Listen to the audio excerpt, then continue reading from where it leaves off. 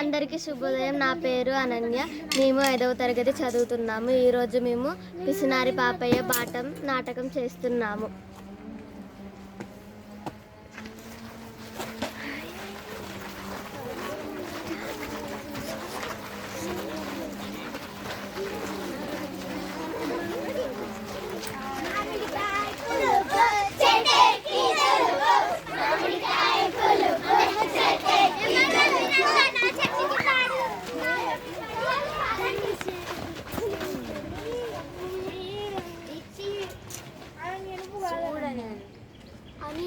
ఎవరా నువ్వు నా చెట్టు కింద పడుకున్నావు? నా పేరు శివయ్య. నేను పక్క నుండి వచ్చాను.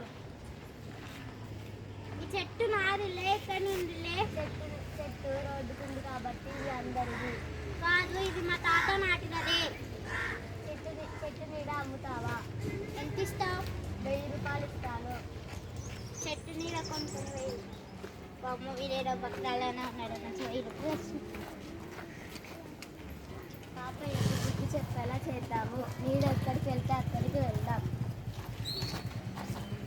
ఎవర్రా నువ్వు మా చెట్టు నా ఇంటికి వచ్చి కూర్చున్నావు? ఈ నీడ నేను కొనుక్కున్నా కాబట్టి ఈ నీడ ఎక్కడికి వెళ్తే నేను కూడా అక్కడికే వెళ్తాను.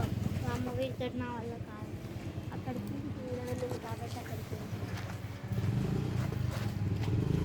ఎవర్రా నువ్వు నా తోటలో కూరగాయలు కోసుకుంటున్నావు? నీడ ఎక్కడ ఉంటే అవన్నీ నావే కాబట్టి ఇక్కడ ఈ చెట్టు నీడ నేను నాటినది, ఇది నాది కాదు. నావి చెట్టు నీడ ఇక్కడ ఉంది కాబట్టి ఇది నాది.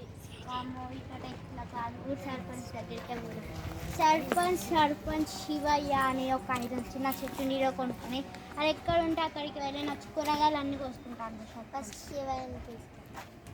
శివయ్య అని సర్పంచ్. శివయ్య, పాపయ్య చెప్పేది నిజమేనా? అవును సర్పంచ్.